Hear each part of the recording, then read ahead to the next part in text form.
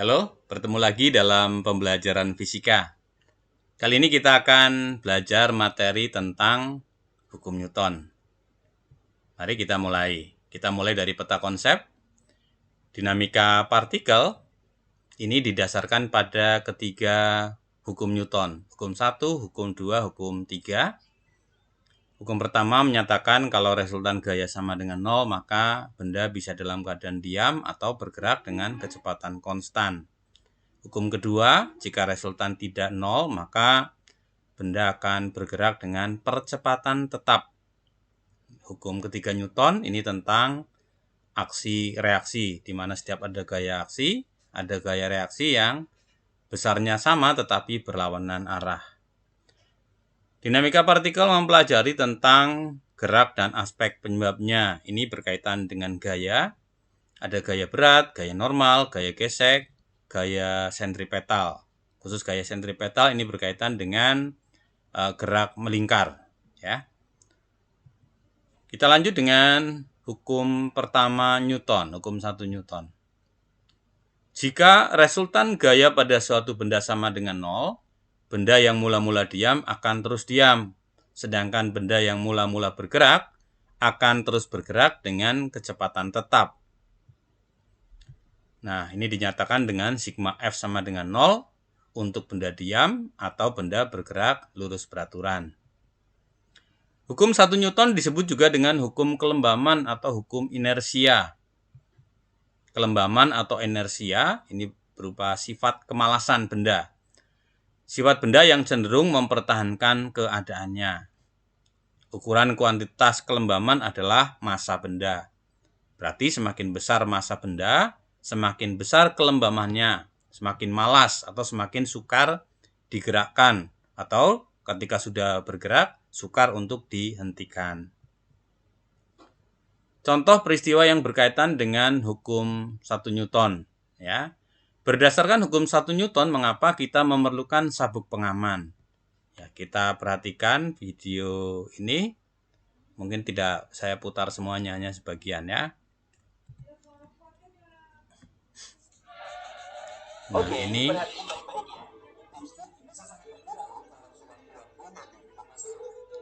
ya. Ya, ini oh ya, suaranya saya matikan ya. Takut terkait dengan lisensi ya. Ini ketika mobil misalnya mengalami kecelakaan menabrak pohon, mobil mungkin akan terus berhenti. Tetapi ingat bahwa benda yang sedang bergerak akan terus bergerak, sehingga sangat besar kemungkinan penumpang yang ada di dalam mobil ini akan terdorong. Sebetulnya ini lebih tepatnya bergerak terus ya. Karena itulah diperlukan sabuk pengaman yang akan menolong agar driver ini tidak terus melaju. Baik, untuk kelanjutan video ini dapat kalian putar di link yang ada di sini. Kita lanjutkan dengan hukum 2 Newton. Ini jika sigma F atau resultan gaya tidak 0, maka benda mengalami percepatan. Percepatan yang dihasilkan oleh resultan gaya yang bekerja pada suatu benda berbanding lurus dengan resultan gaya, searah dengan resultan gaya, dan berbanding terbalik dengan massa benda. A atau percepatan sama dengan resultan gaya dibagi dengan massa benda. Atau sigma F sama dengan M dikali A. Percepatan ini menghubungkan hukum 2 Newton dengan GLBB, gerak lurus berubah beraturan. Hukum 2 Newton, di mana sigma F sama dengan M kali A adalah percepatan. Kita masih ingat tentang rumus-rumus yang terdapat pada gerak lurus berubah beraturan. Kecepatan akhir sama dengan kecepatan awal dikali percepatan kali waktu. Jarak yang ditempuh sama dengan kecepatan awal kali waktu ditambah dengan setengah AT kuadrat. Kemudian VT kuadrat, kecepatan akhir sama dengan VO atau V0 kuadrat ditambah 2A kali delta X. Delta X kadang dituliskan juga dengan S ya, jarak untuk lambang jarak. Lanjut dengan gaya normal. Pertama, jika benda berada pada permukaan yang datar atau bidang datar. Nah, kalau kita perhatikan di sini bahwa benda tidak mengalami gerak dalam arah vertikal, tidak ke atas ataupun tidak ke bawah. Menurut hukum 1 Newton berarti sigma Fy sama dengan 0. Gaya normal dengan gaya berat V besarnya sama. Sehingga pada kasus ini gaya normal akan sama dengan berat benda, sama dengan massa dikali percepatan gravitasi, M kali G. Kalau benda berada pada permukaan datar, tetapi ada gaya lain yang menekan benda ke bawah. Ya, jika terdapat gaya yang menekan benda vertikal ke bawah, tetap bahwa sigma Fj, resultan gaya dalam arah sumbu Y sama dengan 0, maka N arahnya ke atas, kemudian F-nya gaya tekannya ke bawah, gaya berat ke bawah. Resultannya sama dengan 0. Di sini kita dapatkan gaya normal akan sama dengan gaya berat ditambah dengan gaya yang menekan benda ke bawah tersebut. Bagaimana jika pada benda mengalami gaya dengan kemiringan sudut alfa seperti pada gambar? Secara vertikal benda tidak bergerak. Maka resultan gaya sigma Fj ini sama dengan 0. Gaya normal ke atas, kemudian ada komponen dari gaya yang arahnya ke atas sebesar F dikali sinus alfa ke atas, sedangkan gaya ke bawah adalah gaya berat. Dari sini kita dapatkan gaya normal yang bekerja pada benda ini. Ingat kembali bahwa gaya normal adalah gaya yang arahnya tegak lurus dengan permukaan bidang sentuh. Gaya normalnya W sama dengan N sama dengan W dikurangi F kali sinus alfa. Lanjut untuk benda yang menempel di dinding, tapi menempelnya bukan karena ada lem, tetapi ada gaya yang menekan, gaya F menekan ke dinding. Secara horizontal, benda tidak bergerak. Kita tuliskan bahwa sigma Fx sama dengan 0. Gaya yang menekan ke kanan F, kemudian gaya normal arahnya ke kiri sebagai akibat adanya gaya tekan tadi. Di sini gaya normal besarnya akan sama dengan gaya yang menekan. N sama dengan F. Jika gaya yang menekan benda ke dinding tadi membentuk sudut seperti pada gambar ini, sudut alfa,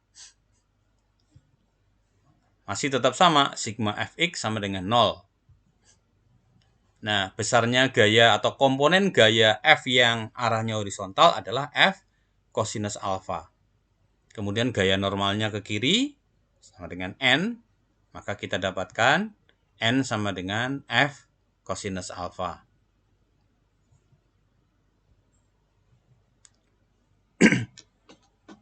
Sekarang kita lanjutkan dengan benda, sebuah balok yang berada pada permukaan bidang miring dengan kemiringan, sudut kemiringannya adalah alfa.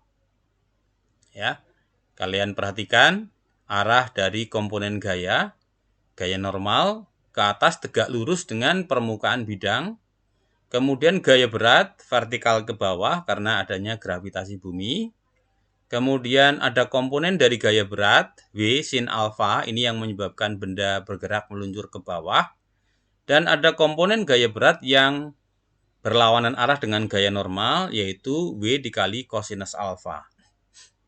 Nah, sigma F sama dengan 0. Ini adalah antara gaya N yang ke atas dengan W kosinus alfa yang arahnya ke bawah berlawanan dengan arah gaya normal. Pada bidang miring seperti ini, gaya normal sama dengan gaya berat, weight, dikali dengan kosinus alfa. Kita lanjut dengan gaya gesek. Perhatikan grafik gaya gesek. Kita mulai dari gaya gesek statis maksimum, yaitu gaya gesek ketika benda tepat akan bergerak. Kita lihat grafiknya ya. Di sini ketika benda ditarik oleh suatu gaya, maka selagi benda itu diam, besarnya gaya gesek akan sama dengan gaya tarik. Ingat kembali hukum pertama dari Newton.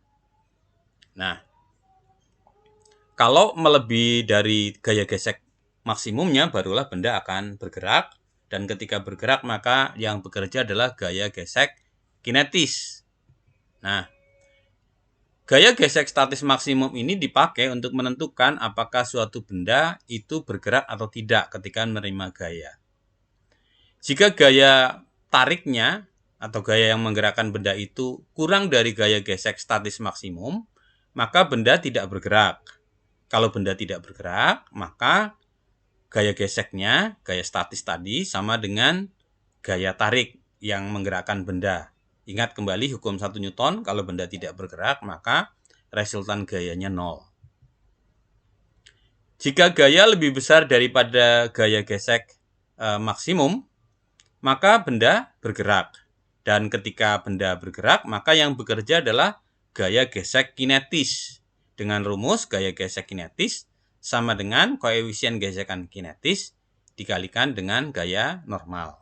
Saya ulangi di atas, kalau gaya gesek statis maksimum sama dengan koefisien gesekan statis dikali gaya normal. Baik, kita kerjakan contoh berikut. Dua balok bertumpuk seperti pada gambar dengan permukaan kedua balok kasar. Koefisien gesekan balok A yang atas dengan balok B maupun balok B dengan lantai sama, yaitu koefisien gesekan statisnya 0,4 dan koefisien gesekan kinetis 0,2. Hitunglah yang pertama, gaya tarik yang diperlukan sehingga balok B tepat akan bergerak. Kalau A tidak bergerak ya, karena terikat oleh tali, tegangan tali T ke arah kiri. Yang B, percepatan balok B jika gaya tariknya adalah 30 Newton. Oke. Pertama, gesekan balok A dengan balok B saat tepat akan bergerak, yaitu koefisien gesekan dikali gaya normal sama dengan 0,4 dikali 10. Sama dengan 4 Newton. Ini besarnya akan menjadi sama dengan tegangan talinya. Gaya gesek sama dengan besarnya tegangan tali. Jadi normalnya sebetulnya balok A itu akan ketarik oleh gaya F bersamaan dengan balok B oleh gaya kanan. Oke. Itu gaya gesek statis A ya. Lanjut. Gesekan balok B dengan lantai saat tepat akan bergerak. Ya, gaya gesek statis B sama dengan koefisien gesekan dikali gaya normal. Sama dengan 0,4 kali 50. Dari mana 50? Ingat, massa yang menekan permukaan bawah balok B adalah massa A ditambah massa B, yaitu 1 dan 4. Sehingga massanya 5 kg dengan berarti beratnya 50 Newton. 0,4 dikali 50 sama dengan 20 Newton. Ini gaya gesekan yang bekerja pada alas dari balok B. Nah, saat tepat akan bergerak, resultan gaya F sama dengan 0. Jadi bendanya belum bergerak ya. Maka F dikurangi T dikurangi gaya gesek statis pada B sama dengan 0. F sama dengan 4, yaitu sama dengan tegangan tali ya, yang memberikan gaya arahnya ke kiri, ditambah dengan 20 Newton, yaitu gesekan alas dari balok B, warna biru dengan lantai, sehingga sama dengan 24 Newton. Untuk pertanyaan yang B, jika gaya tariknya adalah 30 Newton. 30 Newton berarti lebih besar dibanding gaya gesek maksimumnya. Yaitu tadi minimal gaya tarik untuk menggerakkan benda adalah 24. Ini gayanya 30, berarti cukup untuk menggerakkan benda. Gesekan balok A dengan balok B saat bergerak adalah 0,2 kali 10 sama dengan 2 Newton. Ingat bahwa gaya 30 Newton memastikan benda bergerak, sehingga yang berlaku sekarang adalah gaya gesek kinetis. Kemudian gesekan balok B dengan lantai, koefisien gesekan kinetis ya, 0,2 dikali 50 sama dengan 10 Newton. saat bergerak, resultan gaya atau sigma F sama dengan M kali A. Gaya dikurangi oleh tegangan tali yang ke kiri, dikurangi dengan gesekan pada alas balok B sama dengan M kali A. 30 kurangi 2 kurangi 10 sama dengan massa yang bergerak, ingat hanya B, sedangkan A tidak ikut bergerak ya karena terikat oleh tali ke kiri. 4A, sehingga sama dengan 18 Newton dibagi dengan 4 sama dengan 4,5 meter per second kuadrat. Yang kedua, latihan kedua. Sebuah balok bermassa 10 kg berada di lantai kasar dengan koefisien gesekan 0,2 dan ditarik oleh gaya 100 Newton seperti pada gambar. Hitung percepatan balok. Oke. Pada arah vertikal benda tidak bergerak sehingga resultan gaya pada arah sumbu Y sama dengan 0. Ya. N gaya normal ditambah dengan F sinus 53, ini adalah komponen gaya yang arahnya ke bawah. Ingat kembali tadi penjelasan tentang gaya normal di depan. Dikurangi W sama dengan 0, maka gaya normalnya sama dengan mg, yaitu W tadi, massa berat benda, massa kali gravitasi, dikurangi F sinus 53. Massanya 10, gravitasi 10. Di sini tidak dicantumkan. Kalau tidak dicantumkan, kalian boleh tulis saja gravitasinya 10, meskipun sebetulnya 9,8 ya, tapi dalam pembelajaran biasanya kita menggunakan 10. Sama dengan F dikali sinus 53. Gaya tariknya 100, sinus 53 adalah 0,8. Sehingga gaya normalnya sama dengan 100 dikurangi 80 sama dengan 20 Newton. Kemudian gaya gesek kinetis, yaitu koefisien gesekan 0,2 dikali 20 sama dengan 4 Newton. Nah, pada arah horizontal, sigma F sama dengan M kali A. Gaya yang menarik ke arah kanan sama dengan komponen gaya tarik dalam arah horizontal, yaitu F kosinus 53. Dikurangi dengan gaya gesek kinetis, sama dengan M kali A. Kita masukkan nilainya 100. Kosinus 53 adalah 0,6 dikurangi 4 sama dengan 10A. Sehingga kita dapatkan percepatan dari balok ini adalah 60 dikurangi 4 dibagi 10 sama dengan 56 per 10, 5,6 meter per second kuadrat. Baik, satu lagi, nomor 3. Sebuah balok bermassa 10 kg berada di bidang miring kasar dengan koefisien gesekan kinetis 0,2 ditarik oleh gaya 100 Newton. Hitunglah percepatan balok. Ya, perhatikan di situ sudut kemiringannya adalah 37 derajat. Pertama kita hitung dulu gaya normal. Gaya normalnya sama dengan W kosinus 37 sama dengan 100 kali 0,8, yaitu 80 Newton. Kita akan dapatkan gaya gesek kinetis. Besarnya gaya gesek sama dengan koefisien gesekan dikali gaya normal. Koefisiennya 0,2 dikali 80 sama dengan 16 Newton. Dari hukum 2 Newton kita ingat bahwa sigma F sama dengan M kali A. Kali ini gayanya arahnya ke atas ya, bukan ke bawah. Perhatikan gambar. Gaya ke kanan adalah gaya F. Kemudian ada gaya penghambat yaitu gaya gesek kinetis FK. Kemudian ada gaya yang arahnya ke kiri. Ya. Tidak saya gambarkan di sini tapi kalian bisa coret-coret gayanya ke kiri sama dengan W dikali sinus 37 sama dengan M dikali A. Ya, kita hitung percepatannya F dikurangi FK dikurangi W sin 37 dibagi dengan massa benda yaitu tadi 10 kg. 100 dikurangi 16 dikurangi Tadi sinus 37 adalah 0,6 ya.